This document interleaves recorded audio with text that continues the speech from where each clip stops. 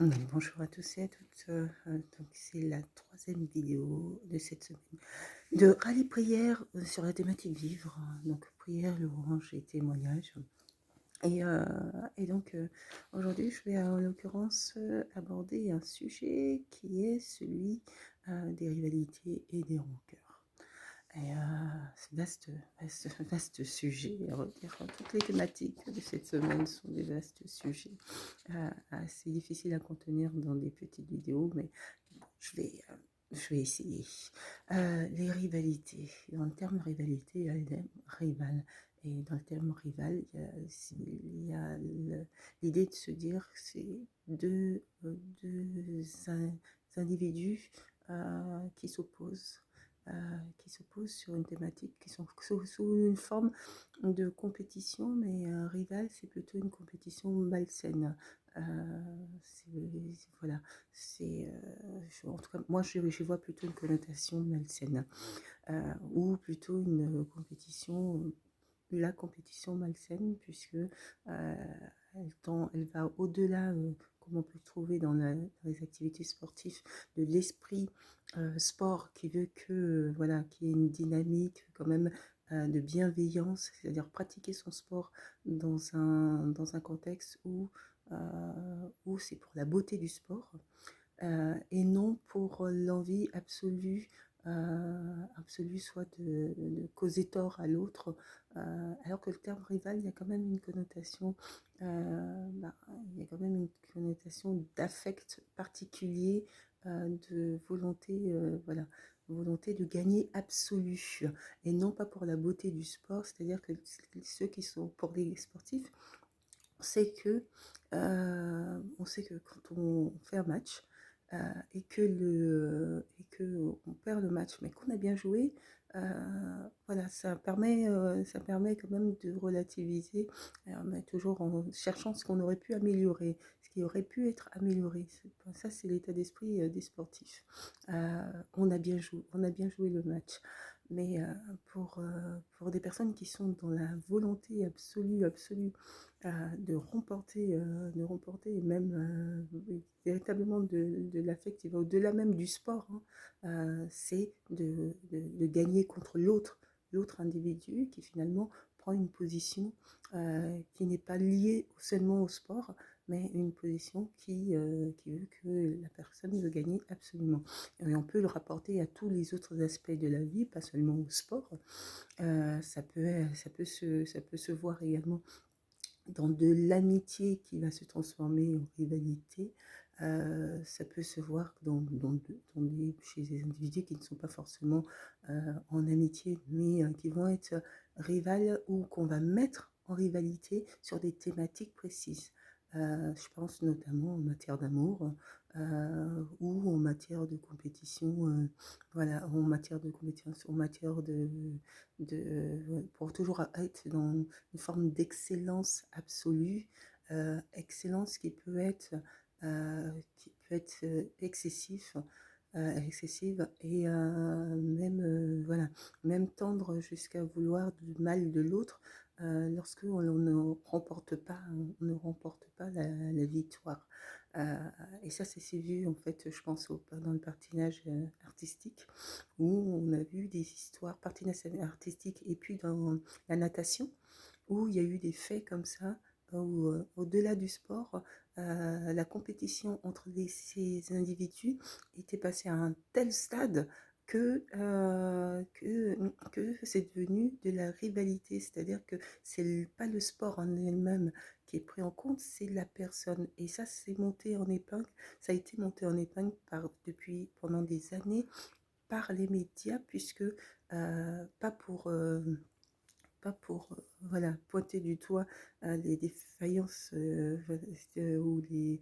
Je ne pense pas que ça ait été fait volontairement dans ce but-là, mais ça a créé cette situation, notamment dans le patinage, puisque c'était deux jeunes filles qui, depuis qu'elles étaient à leur jeune âge, ont démarré leur carrière, et ont toujours été mis en compétition, l'une contre l'autre. Et en grandissant, bah, ça a toujours été l'une contre l'autre. Elles se retrouvaient toujours souvent dans les finales, l'une contre l'autre. Donc, elles ne sont plus passées du stade simplement du sport, elles sont passées du stade de la rivalité, c'est-à-dire que il faut gagner contre cette personne-là particulièrement. Et, euh, en fait, et c'est là où c'est malsain, c'est que ça, c'est même devenu, à un moment donné, dans le stade de la haine.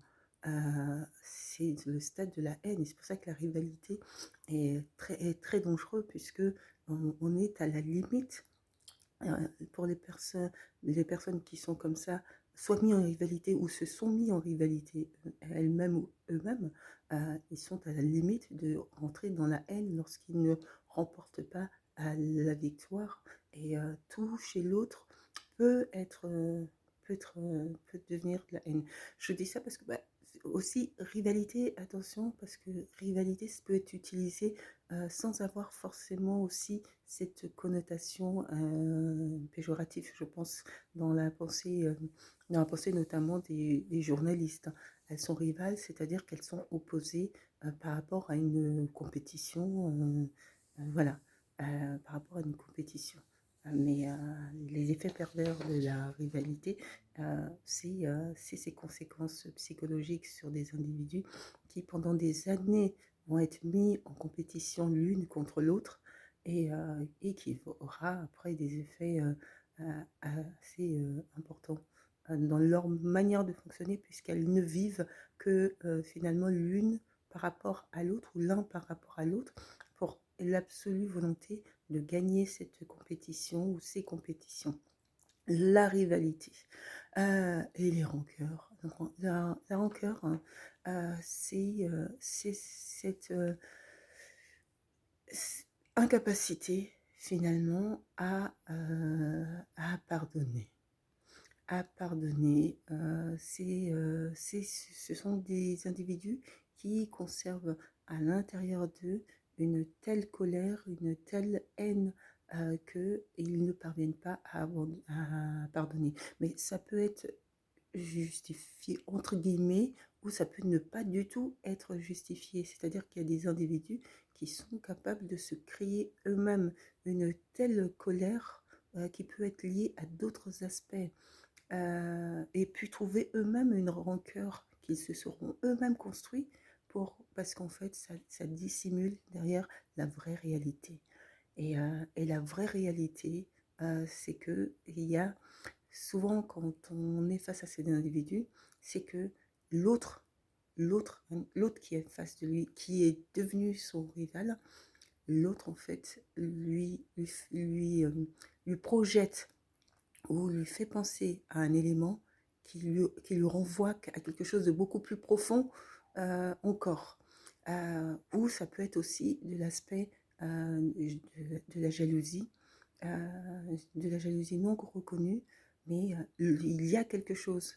Il y a quelque chose chez l'autre qui fait que cet individu-là a le souhait, en tout cas, focalise sur cet individu. Donc quand il ou elle focalise sur tout et ça peut être tout et n'importe quoi entre guillemets. C'est-à-dire que l'autre lui projette une image et cette image que l'autre lui projette, peut-être parce que elle ou il est dans l'incapacité de pouvoir être comme cette personne. En tout cas, ce que va lui renvoyer en termes d'image cette rivale, eh ben, va créer chez elle ou chez lui une colère. Cette colère, si elle n'arrive pas à la canaliser ou à le passer autrement, va devenir de la haine et puis qui va devenir parfois même de la rancœur. La rancœur, c'est le fait de conserver dans le cœur une colère qui n'arrive pas à s'évaporer, entre guillemets, qui n'arrive pas à s'en aller. Et cette colère va macérer. Elle va macérer et en fait, l'individu qui est comme ça dans des profils de rancœur n'oublie jamais. N'oublie jamais. L'individu peut même donner l'impression, vouloir faire croire que il n'y a pas de rancœur, mais les individus qui sont dans ce type de fonctionnement, euh, dans ce type de fonctionnement, macèrent à l'intérieur de leur cœur, ils attendent, euh, ils ou elles attendent le moment où ils vont pouvoir avoir cette forme de revanche. Et donc la rancœur, c'est quelque chose de nuisible. La rancœur est quelque chose de nuisible pour la personne même, parce qu'en fait, le cœur n'est jamais tranquille.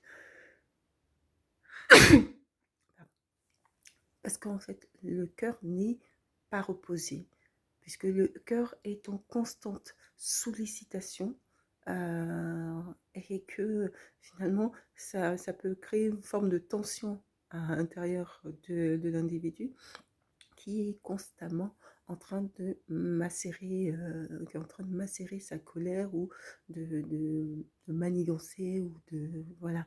C'est un individu qui ne peut, qui n'est jamais tranquille, qui garde à l'intérieur et c'est la rancœur est véritablement nuisible pour la personne qui la porte puisque elle ne vit pas, elle vit que par rapport à l'autre ou il vit que par rapport à l'autre.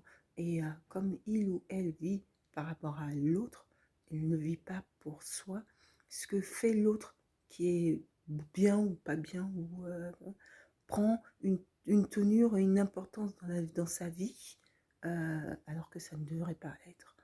Et, et je reviendrai sur ce sujet.